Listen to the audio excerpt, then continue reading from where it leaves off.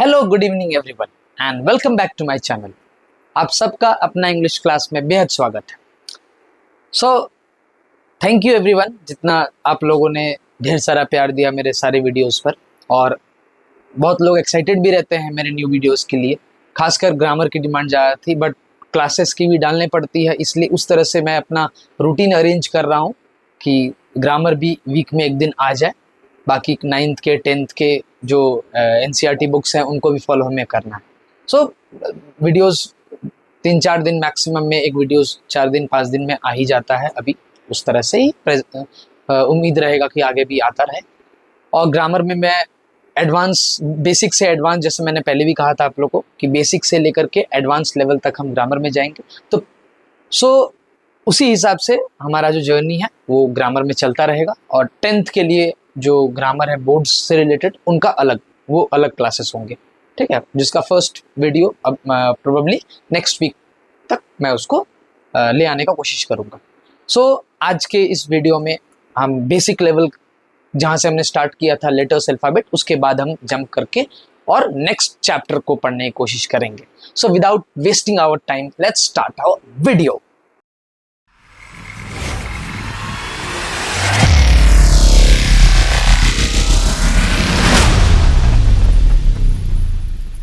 Basically पिछले chapter में, पिछले लेसन में जो हमने स्टार्ट किया था, वो बात की थी हमने लेटर्स और अल्फ़ाबेट के बीच में डिफरेंस के बारे में, कि किस तरह से लेटर्स पहले स्टार्टिंग होता है लेटर्स से, और लेटर के बाद वर्ड बनता है, वर्ड से सेंटेंस बनता है। इस चीज़ की हमने बात की थी। फिर फ्रेज क्लॉजेस की भी हमने बात की है इसी में, कि लेटर हो गया, वर्ड हो गया, सेंटेंस हो गया, ठीक है। तो लेटर क्या होता है? सबसे स्मॉलेस्ट यूनिट, जैसे हम हिंदी में क ख ग अ जो होता है सबसे छोटी इकाई होती है, उसको तोड़ा नहीं जा सकता है। तो इंग्लिश, जितना भी आप इंग्लिश सुन रहे हो, लिख रहे हो, पढ़ रहे हो, महसूस कर रहे हो, वो सब इंग्लिश बना है इन्हीं लेटर से, जो कि हमारा ए से लेकर के जेड तक होता है। पूरा खेल इसी का है। इसके बाद हम क्या बनाते हैं? वर्ड्स बनाते हैं, छोटे छोटे वर्ड्स बनाते हैं। जैसे मान लीजिए ANT को जोड़ के हमने एंट बना दिया, BALL को जोड़ के हमने बॉल बना दिया। अब इसी UNIFORM को जोड़ के हमने यूनिफॉर्म बना दिया।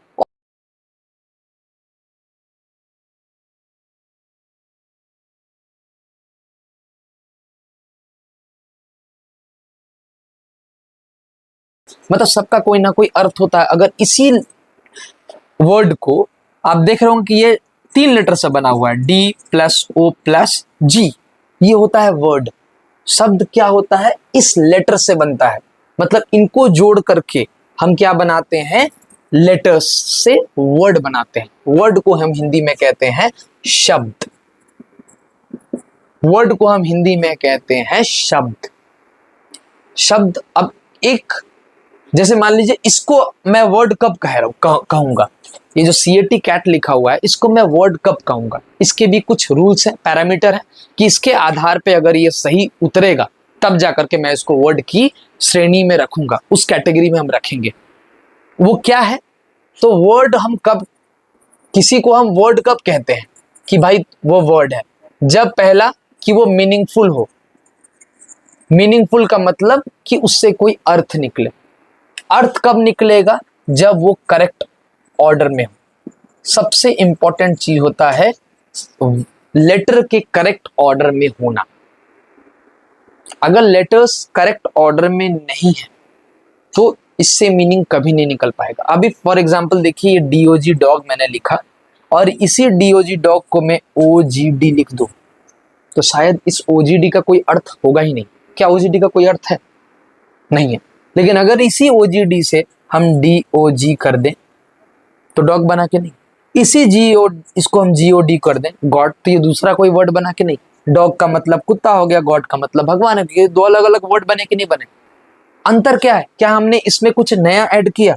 डी आपको यहाँ मिलेगा, यहाँ भी है, यहाँ O है, यहाँ O है, ये G है, ये G है। इस वर्ड के देखा जाए तो G हमने यूज किया, ये रहा G, ये O यूज किया, ये रहा O, और ये D यूज किया, ये रहा D। कोई ऐसा लेटर तो हमने नहीं इस्तेमाल किया इस दोनों वर्ड बनाने के लिए नया।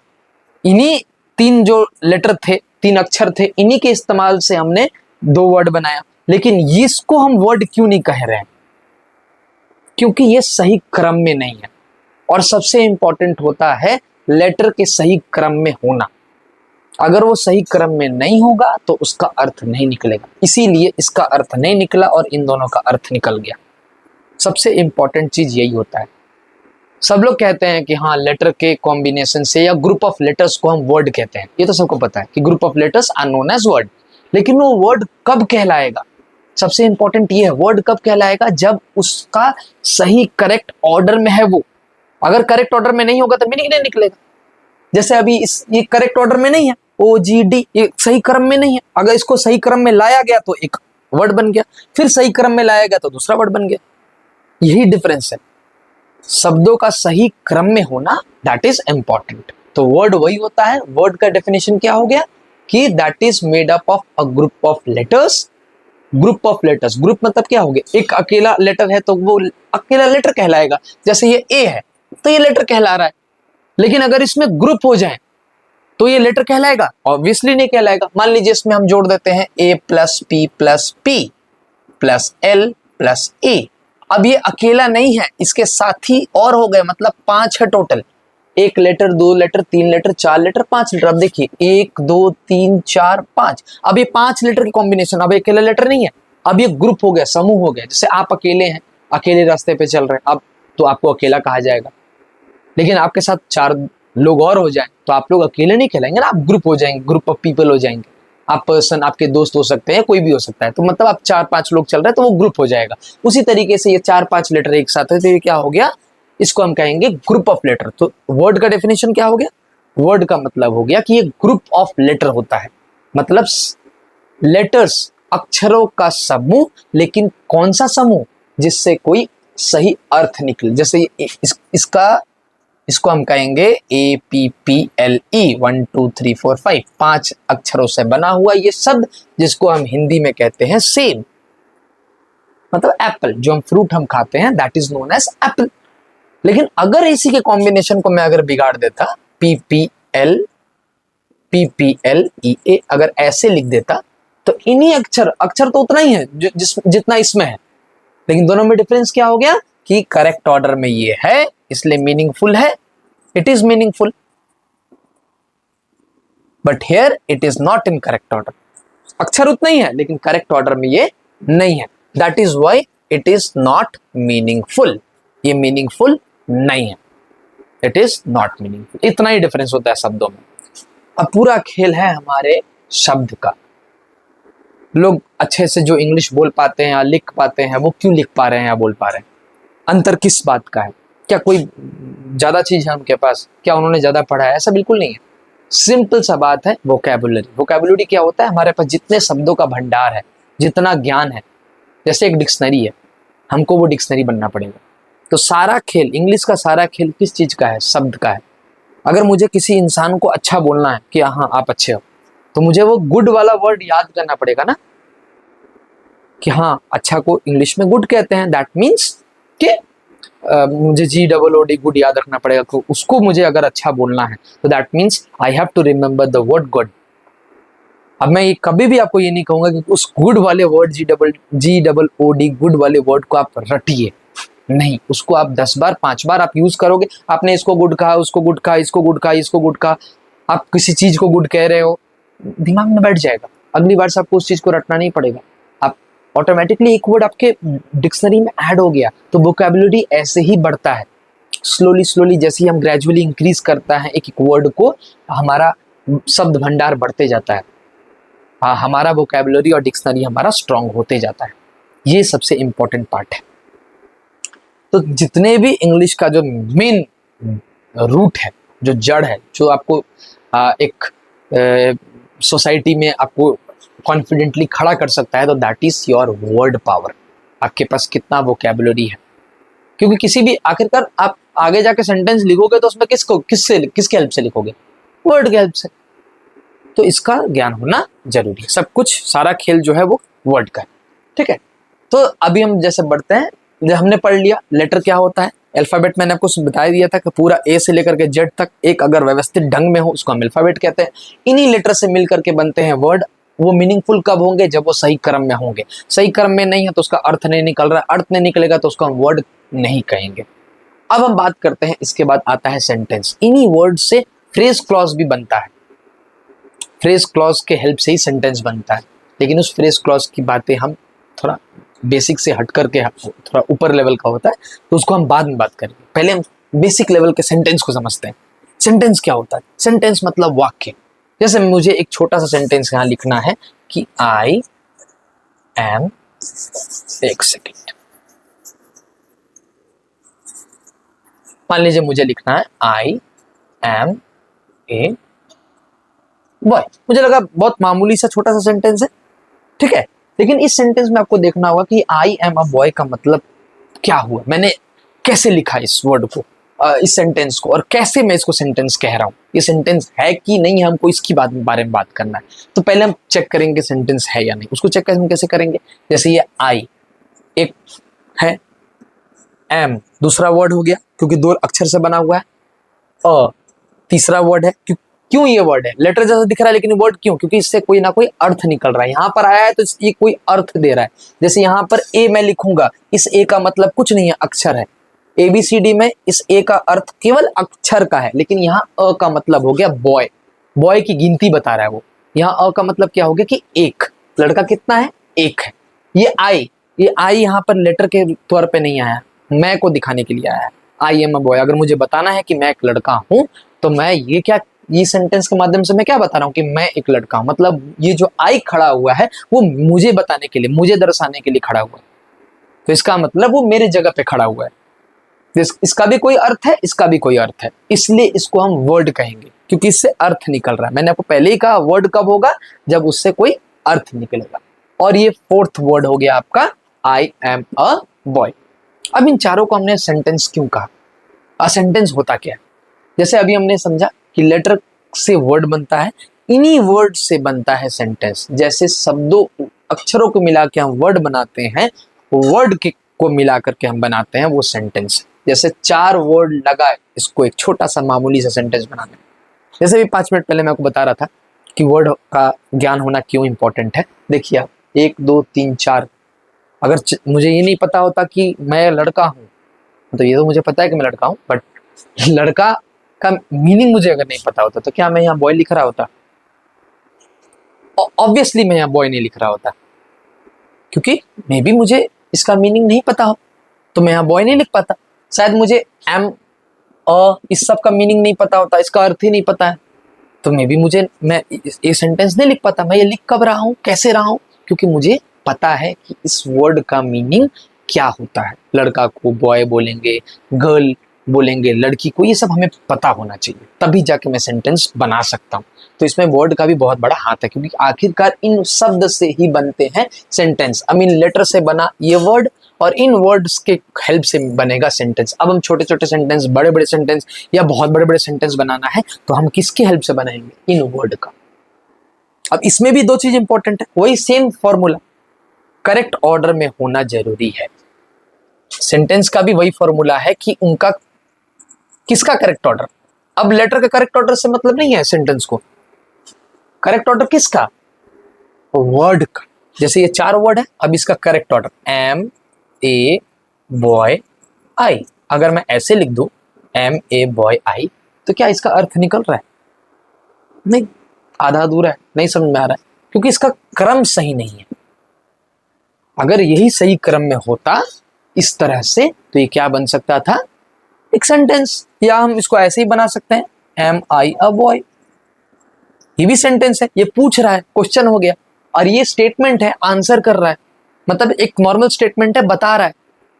तो दोनों सेंटेंस करेक्ट है, ये भी करेक्ट है, ये भी करेक्ट है, ये भी करेक्ट है, क्योंकि दोनों सही क्रम में है। बट ये करेक्ट नहीं है, क्यों? क्योंकि ये करेक्ट ऑर्डर में नहीं था। तो करेक्ट ऑर्डर में नहीं था, तो सबसे बड़ा डिफरेंस क्या हुआ? इसका रिजल्ट क्या आया? इसका रिजल्ट ये हुआ कि वो मीनिंगफुल है या मीनिंगफुल नहीं है, ये सब डिपेंड करता है करेक्ट ऑर्डर में होना। जैसे यहाँ पर सही क्रम में है आई एम अ बॉय, इसका मतलब इससे मीनिंग निकलेगा, मैंने टिक कर दिया। लेकिन एम अ बॉय आई, ये क्रम ही सही नहीं है, इधर का उधर सब हो गया है। एम के अ के जगह पे कुछ और आ गया है, बॉय के जगह पे कुछ और आ गया, आई के जगह पे, मतलब इधर उधर हो गया है सब, इसलिए इससे अर्थ नहीं निकल रहा है, क्लियर नहीं है, तो मैंने कट कर दिया। वो इससे मीनिंग नहीं निकल रहा है। लेकिन एम आई अ बॉय एकदम सही ऑर्डर में है, और ये प्रश्न पूछ रहा है क्या मैं लड़का हूं, इसका जवाब क्या होगा? हाँ मैं हूं, ऑब्वियसली हूं। सो ये हमारा क्वेश्चन मार्क, ठीक है।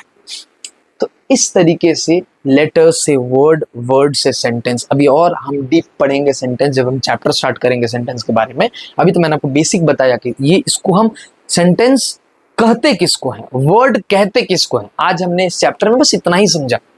लेटर तो हमने उस दिन समझ लिया था, आज हमें बस वर्ड और सेंटेंस के बेसिक स्ट्रक्चर को समझना था, बेसिक डेफिनेशन को समझना था कि भाई आखिरकार कहा किसको जाता है, किसको वर्ड मानेंगे, किसको वर्ड नहीं मानेंगे, किसको सेंटेंस मानना है, किसको सेंटेंस नहीं मानना है। तो आप ये समझ गए हैं कि वर्ड किसको मानना है, जो सारे सही ऑर्डर में नहीं है, जिससे मीनिंग नहीं एक्सट्रैक्ट हो रहा है, उसको हम वर्ड नहीं मानेंगे। और सेंटेंस हम किसको मानेंगे? सेंटेंस उनको उसको माना जाएगा जो सही ऑर्डर में है, और जो सही ऑर्डर में नहीं है वो सेंटेंस नहीं है। केवल शब्दों के मेल्स उठा कर रखने से नहीं होता। शब्दों, ये भी तो 4 शब्द से बने हैं, इसको हम सेंटेंस क्यों नहीं कर रहे हैं, इसको क्यों कर रहे हैं? तो डिफरेंस है ना। क्या डिफरेंस है? सही ऑर्डर में नहीं है, और वही सही क्रम में बैठा दिए चारों को सही सेंटेंस क्रम में बैठा दिए, तो क्या हो गया? सेंटेंस बन गया। सारा खेल किसका है? करेक्ट ऑर्डर का। तो अभी हम जैसे बात कर रहे हैं सेंटेंस तो हमने समझ लिया। अब हमारा मेन जो मैंने यहाँ हेडिंग डाल कर रखा था, पार्ट्स ऑफ स्पीच, जो कि हमारा आज का लेसन है। लेसन मतलब केवल हमें स्टार्ट करना, इसलिए मैंने उससे पहले वर्ड बताना जरूरी समझा कि पार्ट्स ऑफ स्पीच का मतलब क्या होता है। हमारी स्पीच को तोड़ा जा रहा है, आज हम केवल इसके इंट्रोडक्शन को समझेंगे। सो पार्ट्स ऑफ स्पीच होता क्या है आखिरकार, हमें ये समझना है। देखिए, पार्ट्स का मतलब आपको पता है, किसी चीज का पार्ट, टुकड़ा, ठीक है। ऑफ मतलब का, स्पीच, स्पीच मतलब क्या है? जो हम चीजों को बोलते हैं। तो हमारे मुंह से क्या निकलता है? एक बार में एक वर्ड ही निकलता है ना, एक बार में एक वर्ड निकलता है। दैट मीन्स ये पार्ट्स ऑफ स्पीच जिसको भी अगर ये ब्रेक डाउन करेगा तो वो किसको करेगा? हमारी स्पीच को, हम जो बोलते हैं उसका टुकड़ा करेगा। दैट मीन्स कहीं ना कहीं ये वर्ड्स को तोड़ रहा है। It is breaking words into parts. ये डिफरेंट पार्ट्स में वर्ड को तोड़ रहा है। क्यों तोड़ रहा है? ताकि हमारे लिए चीज आसान हो जाए। हम सब ने बचपन से रट लिया है ये चीज। कितने होते हैं पार्ट्स ऑफ स्पीच? 8 होते हैं। क्यों होते हैं ये किसी को नहीं पता, बहुतों को नहीं पता। मैंने बहुतों स्टूडेंट्स को पढ़ाया, बहुत लोग से पूछा ये चीज, मतलब मैक्सिमम चीज लोगों को नहीं पता। बस ये पता है हाँ पार्ट्स ऑफ स्पीच जानते हो, हाँ क्या होता है? 8 होते हैं। क्या होता है ये तो बताओ पहले, यही बहुत लोग को नहीं पता होता। हम इस कंफ्यूजन में रहते हैं कि पार्ट्स ऑफ स्पीच होता क्यों होता है, इसका यूज क्या है। तो सबसे बड़ा यूज होता है पार्ट्स ऑफ स्पीच का, दैट मीन्स ये आपके स्पीच को ब्रेक डाउन करता है। 8 होता है, दैट इज करेक्ट। अब ये 8 क्या होते हैं? स्टार्टिंग क्या किस चीज से होता है? नाउन से, प्रोनाउन से। मतलब कहीं ना कहीं अगर मैं एक सेंटेंस लिखता हूँ, आई एम अ बॉय, मैंने एक बेसिक सेंटेंस जैसे भी 2 मिनट पहले एग्जांपल में बताया था, वही एग्जांपल दोबारा देते हैं। जैसे आई एम अ बॉय, ये 4 वर्ड वाला एक छोटा सा मामूली सा सेंटेंस है। अब अगर पार्ट्स ऑफ स्पीच का ज्ञान हमें नहीं होता तो हमको कैसे पता होता कि आई के बगल में एम लगाना है, क्योंकि ये हेल्पिंग वर्ब आई के साथ लगता है। इसका ज्ञान होना हमें किसने बताया? पार्ट्स ऑफ स्पीच ने। पार्ट्स ऑफ स्पीच आपको यही बताता है कि शब्द का स्थान क्या है और उसकी जरूरत क्या है एक सेंटेंस में। आई एम अ, इतना करके भी मैं एक सेंटेंस को छोड़ सकता था। मैं लिखता केवल आई एम अ, कुछ यहां नहीं डालता, छोड़ देता ऐसे ही। क्या सेंटेंस कंप्लीट होता? ऑब्वियसली नहीं होता। कंप्लीट कब कहलाएगा? जब मैं वहां पर बॉय, गर्ल या कुछ भी जो चीज मुझे डालना चाहता हूं, क्योंकि अ लगा दिया तो इसका मतलब कुछ ना कुछ यहाँ पर नाउन की उम्मीद वो सेंटेंस कर रहा है। जब तक नाउन नहीं डालूंगा सेंटेंस कंप्लीट नहीं होगा। तो सबका अपना अपना यूज होता है। आपको यही समझना है कि सबका अपना अपना क्या होता है? यूज होता है। उस यूज को हमें इसमें समझना जरूरी है। जैसे आई एम अ, अब मैंने यहाँ बॉय लिखा तो आपको ये समझ में आ गया होगा कि भाई हाँ, ये चीज हम बाद में पढ़ेंगे। जो 8 पार्ट्स ऑफ स्पीच के, जो noun, pronoun, verb, adjective, adverb, interjection, conjunction, preposition जितने भी होते हैं, इसके नाम, इसके बारे में धीरे धीरे एक एक चैप्टर में लेके आएंगे, एक मजे से पढ़ेंगे, बिंदास होकर पढ़ेंगे, कोई टेंशन नहीं। लेकिन अभी आज बस पार्ट्स ऑफ स्पीच के इंट्रोडक्शन को समझना है। पार्ट्स ऑफ स्पीच होता है तो क्यों होता है?